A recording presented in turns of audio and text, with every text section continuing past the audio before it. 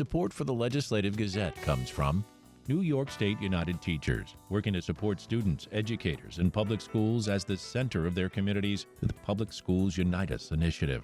And United University Professions, representing 37,000 academic and professional employees at SUNY campuses and teaching hospitals across New York State. Frederick E. Cole, President, uupinfo.org.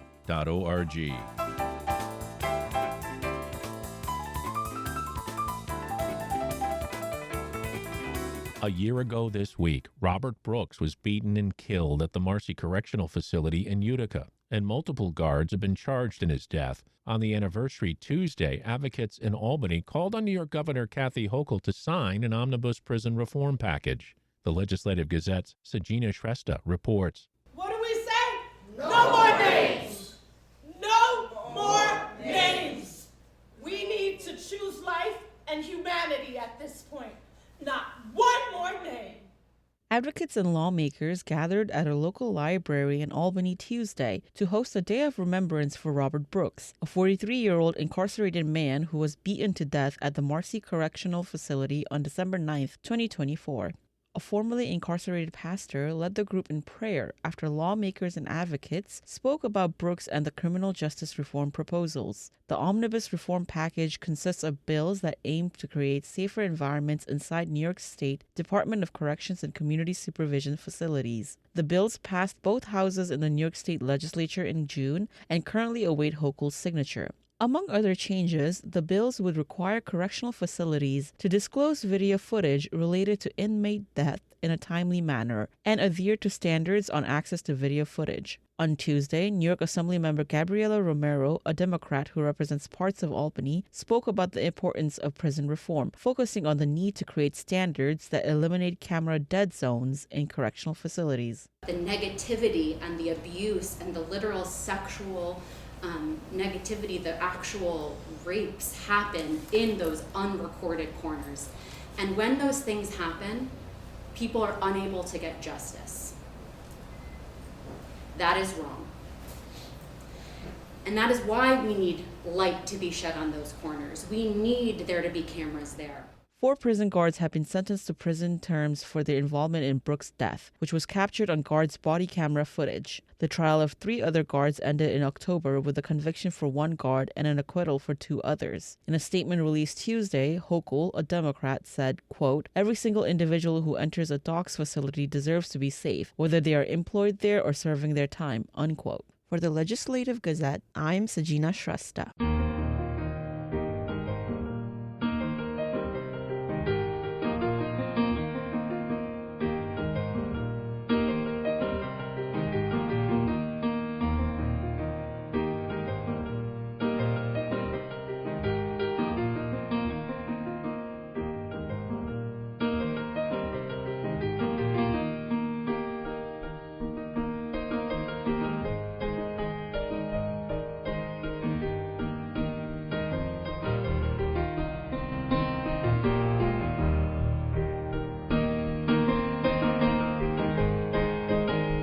You are listening to the Legislative Gazette, a program about New York State government and politics. I'm David Gistina.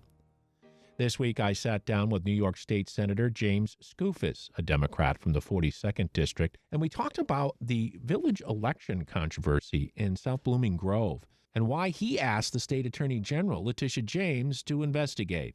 This is a wild situation, David. We have a small village in the 42nd Senate District here in Orange County by the name of South Blooming Grove. About 4,000 individuals live in this village. And what we saw was, after the fact, there was a village election that was held on October 22nd of this year that seemingly nobody knew about. It was a secret election, effectively. And what we saw was, I think the evidence is crystal clear. We saw a highly intentional, systematic attempt to hide this election from local voters. This was an election for mayor. There was an incumbent mayor, and it was an election for 2 of the 4 trustees, so a majority of the board, 3 out of the 5 positions. And the reason why the folks who run this village attempted to and did hide this election from voters is because the last time there was an election, a write-in candidacy almost defeated their preferred candidates. And so if no one knew about the election this time around, no one could run candidates, no one could even run a write-in candidacy. And so the three incumbents skated along. They called up on election day about 50, 60, 70 of their supporters and close friends, made sure they got out to vote, and meanwhile the rest of the community had no idea this election was going on. Let me give you one or two examples that illustrate just how systematic this was. So state law requires before every local election that the local municipality post a notice in their official designated newspaper of record. And at the special meeting that was called to begin the change of election date that's required, there's a whole process, they called a special election. They gave 1 hour's notice by putting up a flyer in their village hall window 1 hour before their special meeting. Hey, we're calling this special meeting 1 hour from now. Of course, no one was in the audience because no one saw that flyer an hour before the meeting. And at that meeting, they redesignated their official newspaper from the newspaper that is the daily newspaper here in Orange County, the Times-Herald-Record, to a weekly newspaper 3 towns over that has zero readership in South Blooming Grove. Those are the lengths by which this municipality went to hide this election from voters. There were no emails, no social media, nothing on their website, no robocalls, no mailers, no nothing.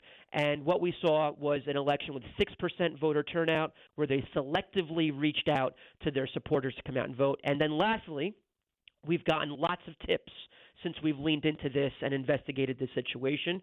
And we've gotten allegations from people in their village that the incumbents and their supporters were calling folks requesting that they ask for absentee ballots and then requested that they hand in those absentee ballots unfilled so that they, the folks making these calls, could fill in those absentee ballots for them.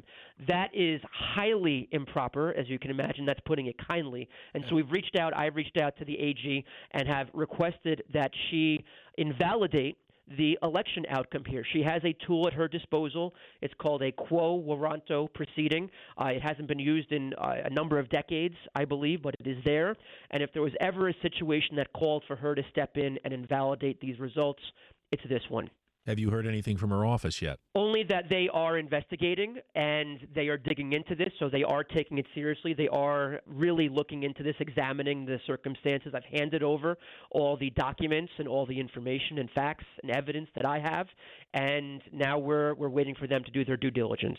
Well, from here, since we just talked about an election controversy, let's talk about a bill that has to do with elections that you've introduced. This is about Super Tuesday, your new bill, which you say has broad support among colleagues, would shift New York's presidential primary date to Super Tuesday, an effort to give New York a louder voice in presidential nomination. What are the chances? I think the chances are pretty good. Look, it's a no-brainer. Once colleagues and once I had all the facts, all the evidence, it's pretty obviously clear that this would be good for New York, but it's even beyond New York, it'd be good for the country, and here's why. We are obviously a large, highly populated, over 19 million people live in this state, and we have a long history of political engagement, high political engagement, and yet nevertheless, for most of recent history, we've been towards the back of the presidential primary calendar. By the time the primaries usually get to us, at least mathematically, if not completely, the race is over. Even in 2016, where you still had Bernie and Hillary campaigning, Hillary had mathematically wrapped up the nomination by then. You've got to go way back to a point where we were actually relevant and influencing the outcome of a presidential nomination. And so, look, the stated reason why we are in the back of the pack is because we get quote-unquote bonus delegates from the national parties by willingly sort of ceding relevance. We get to hand out a few more convention passes to a few more big donors. The vast majority of my colleagues and Democrats and Republicans alike in New York would happily trade that off for relevance and impact in the primaries. I want presidential candidates to actually have to come to New York and ask for our votes. I don't want them to only be coming to New York to visit our corporate boardrooms and our penthouses in Manhattan to host fundraisers and then jetting out the next day. So this is an attempt to put us in a highly relevant timeline and situation. And yes, there is very significant support so far amongst colleagues, and I'm hoping that we can get this done this session. The reason for the timing here, the last piece, because your listeners might be thinking, why in the world are we dealing with this heading into 2026? 2028 is a million years away. The reason for it is the national parties now, I'd say now through summertime in 2026, they are putting together the framework and the rules by which these primaries and caucuses are going to be put together for 2028, and that includes the structure of the calendar. That's why we've got to do it now. When you say you have support from your colleagues, Senator Skoufis, does that include your Republican colleagues? We're just starting to reach out to them. Obviously Democrats are in the majority right now, but the simple matter of fact is I imagine the Republicans in both houses will also be supportive of this, because why wouldn't they want for their Republican primary here in New York to be relevant and at the front of the calendar? This is not just a Democratic thing, though certainly, as a Democrat, I'm focused on that primary. But from their perspective, I imagine they want to be impactful, and so I'm hopeful that they're going to support this too. That's New York State Senator James Skoufis, a Democrat from the 42nd District.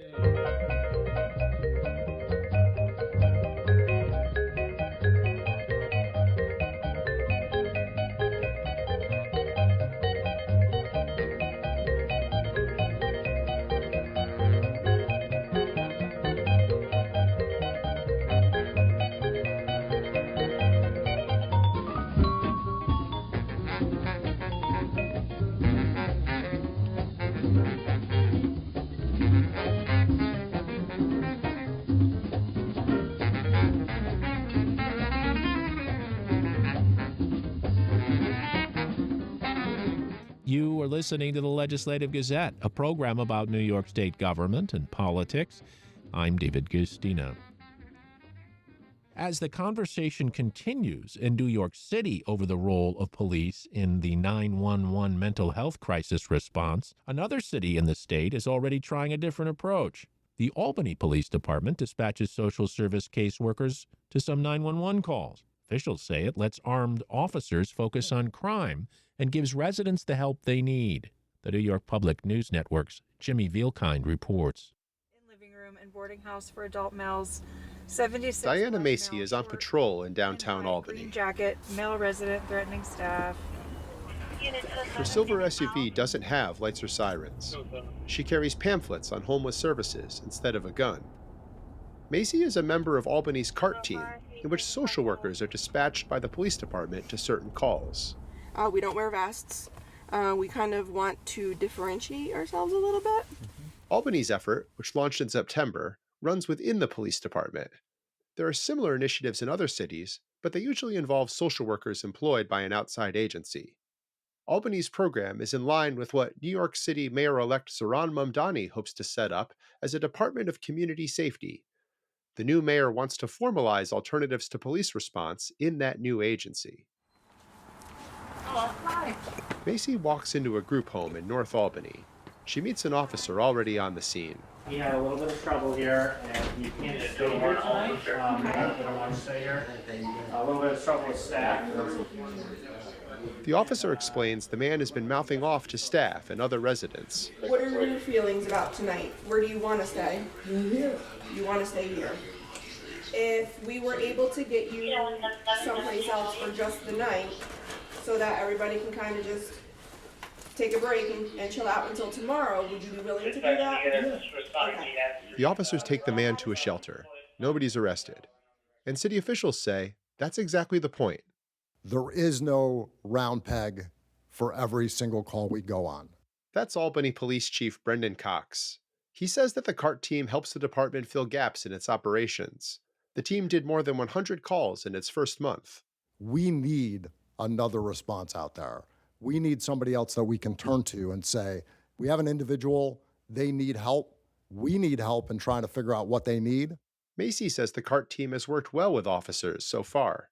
She spent several weeks at the police academy as part of her training, but there's a clear difference in their work. The officers are the walking encyclopedia for penal codes and laws, and we're the walking encyclopedias for resources to address social determinants. The CART workers drive past places where homeless people have set up encampments. They walk through the main branch of the public library to look for people who might need clothing or shelter. So back in this area and other areas in the library, there's usually a lot of complaints for people sleeping, refusing to leave, stuff like that. Brooke Latart is the other senior caseworker on the CART team. She describes one success story involving an older woman who just kept calling 911 to say her car had been stolen. In reality, the woman had sold the car, but didn't remember doing it. Latart figured out the woman didn't need any housing or other services, and then told the dispatcher to just put the woman through to her cell phone. So now she'll call my phone multiple times a day and we'll just chat and she'll ask the same questions and she's upset about her car and things like that, but there hasn't been one police call since. The sun sets. Macy is going to one of the city's hospitals to help a homeless man before he's discharged. But then a different kind of call for a different person comes over the air. Someone called 911 and hung up. Macy knows him. He calls 911. When I tell you, I didn't know that a phone could dial as fast as it did. Macy drives into Sheridan Hollow. A group of people is gathered outside a restaurant. A squad car with 2 officers arrives, and they knock on the door of a nearby house. No one answers, and then a neighbor walks over. As long as he's not doing He's right here on this floor. Yeah, and I'm down here. The neighbor steps into a basement apartment. She knew the issues as well as Macy. Just know we're working on it. Please, I don't even know how you could have so much police interaction and still be here. Well, guess we'll try again another day. Yeah, Or, thank you. You're welcome. Then she gets back into the car and waits for the next call. In Albany, I'm Jimmy Vielkind for the New York Public News Network. The Masry School of Business at the University at Albany is introducing a new master's program designed to equip students with tools to utilize AI for innovation and organizational growth. The Legislative Gazette's Mariam Ahmud visited the Masry School of Business and spoke to its endowed chair, Dr. Sanjay Goel, about the goals of the program and how AI is transforming business education. The goal with the new program really is a little bit transformative. If you look at what's happening here, AI is coming into the industry, and a lot of people are kind of panicking, oh my God, how is this going to change the industry? So in some ways, it's a very critical transformative movement for the industry. There are people who will embrace it and who will really thrive, and the people who are not able to embrace it will not be able to thrive or survive over the next decade or so. So the goal here is to prepare the next generation of workforce and to retrain the existing workforce so that they're able to leverage AI better for the businesses. And what's one example of a way that people can leverage AI for a business specifically? Also, if you look at what's happening, for instance, a lot of the marketing campaigns, they can be developed purely using AI right now, right? If you look at a lot of financial analysis, that can be done using AI. A lot of data analysis in cybersecurity can be done using AI. So AI is all pervasive. So a lot of people fear that AI is just going to take over their jobs. That is not the case. What's going to happen is AI is going to make everybody in their jobs a lot more efficient, which means something that required 5 people will now require maybe 1 or 2 people. So there'll be a shrinkage of workforce, not the way people think that AI is just going to take over their job, but it will make them a lot more efficient in being able to do what they do. A portion of this master's program is also addressing these specific technical tools like Python and R. How do you plan to teach people to utilize those for business and organizational growth? So the way we have structured this program is really, we built it in layers. So we firmly believe that fundamentals for the programming or the training for AI needs to be there before people start leveraging it. We don't want people, giving a monkey with a typewriter and start typing in. We want to make sure that people understand the nuances, how programs are built, how AI models are built, and then leverage them further. And without understanding the fundamentals of some programming languages, some AI modeling, they're not going to be able to do that. So that's why we built it in layers. And what was your role in making this program? Oh, I designed it from scratch. I mean, I've been working in the field of AI way before it became popular, over the last 20, 25 years. My dissertation was in the field of AI. I used AI for engineering design, right? So at this point, AI has become very popular, but the core fundamentals still are the same. The new thing that has come in is basically generative AI, where it's able to mimic and think like humans, right? So I think that's what we are leveraging now in terms of AI, and that's what's making it a lot more popular. You talked about how you've worked in this field for several years. What specifically about generative AI has proven so transformative in the past few years? So, people always had this utopian vision that at some point machines are going to be able to think like humans, be able to act like humans. Well, they have using generative AI. I think that that's a transformative movement. So people never believed in this whole vision. And why this is happening is because we have this massive computing power that is available right now to be able to train the large models. If you look at a human brain, it has 1 billion neurons. To be able to train something to that large a level required a huge processing capacity. And now we do. In the model which AI, Anthropic, and all the other OpenAI are building, they have the capacity to be able to mimic human. They already are. I mean, if you look at the test of human intelligence was Turing test, right? And the models have already passed the Turing test. So we have reached this stage when a brain can think like human. Now it cannot feel, the AI models cannot feel like humans, but that's a different story. You never know when we'll be able to come up with feelings for the machines. And what specifically about that distinction is important? Like, there are people that as you mentioned, that are worried about AI taking their jobs or AI replacing certain professions, but you said that it was more about efficiency, right? So what do you think distinguishes the human thinking versus artificial intelligence thinking right now? So human thinking has always been about creativity, right? Where people struggle with is a mundane, repetitive task. They get tired. A machine doesn't get tired, right? So that's where the big difference is. That a lot of the repetitive things which people were doing, only humans could do it because it required some thinking. That can all be done using generative AI, right? So given that it can do it, so we still need a human directing generative AI in understanding, describing the problem and whatnot to be able to solve. But once it knows how to do it, it can do it very rapidly and over time, again and again and again, without getting tired. I think that's going to be a big deal. There was also mention of teaching students about the ethical and societal implications of artificial intelligence. What exactly would that look like in this program? So if you look at what's happening in AI, right? AI is going to come everywhere, but there are also a lot of societal implications to that. The first societal implication is, I'll give you an example. Today, let's say using AI, we are able to have self-driving cars, right? How many drivers are there in the world? Several 100 million drivers. What happens to them? What happens to all of the jobs that are going to get eliminated, not by AI taking over, by making people more efficient, right? Will there be an employment crisis? Let's look at a third existential threat. You and I, we work really hard in our academics because we wanted to achieve something, we wanted to get better and better to make a name for ourselves in our careers.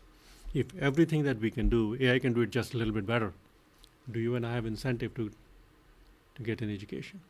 So there are long-term fundamental thought processes that need to readjust. Now, humans are resilient. They'll be able to overcome this. But I think that's where the fundamental challenge lies. So our goal in the program is to basically teach them all the societal challenge that will come along with that. Think longer-term vision, how society gets impacted and how we need to put the either brakes in place or mechanisms in place so that we don't have the negative side. So that's one part of ethics. The other part of ethics is AI is very data-based, right? If there are deficiencies in the data, if there are biases in the data, they're going to reflect in the final models. So we want to make sure that, if there are criminal justice systems which are being automated, they're not targeting specific population.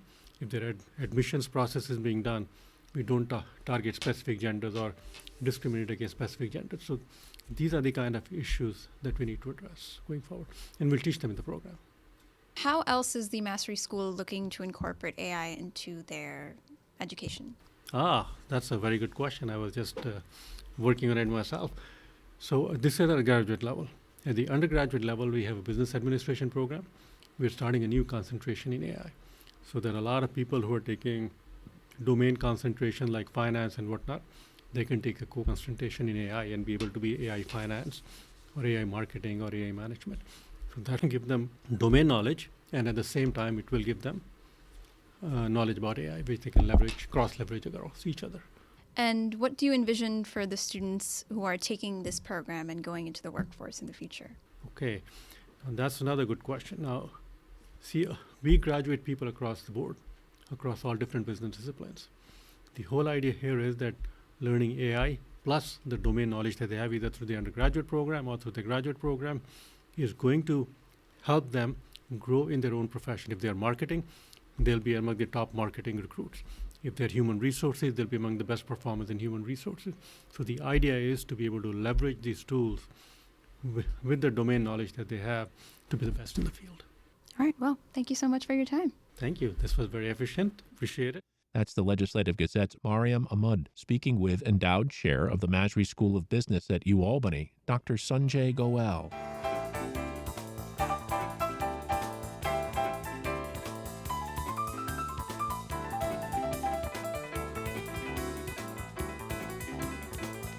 And that about does it for this week's show. The Legislative Gazette is a production of WAMC, Northeast Public Radio. We had help from the New York Public News Network. You can listen anytime at WAMCpodcast.org or anywhere you get your podcasts. Look for program number 2550.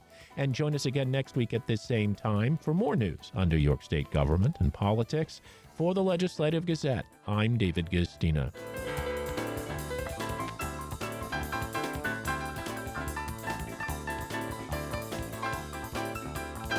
Support for the Legislative Gazette comes from United University Professions, representing 37,000 academic and professional employees at SUNY campuses and teaching hospitals across New York State. Frederick E. Cole, President.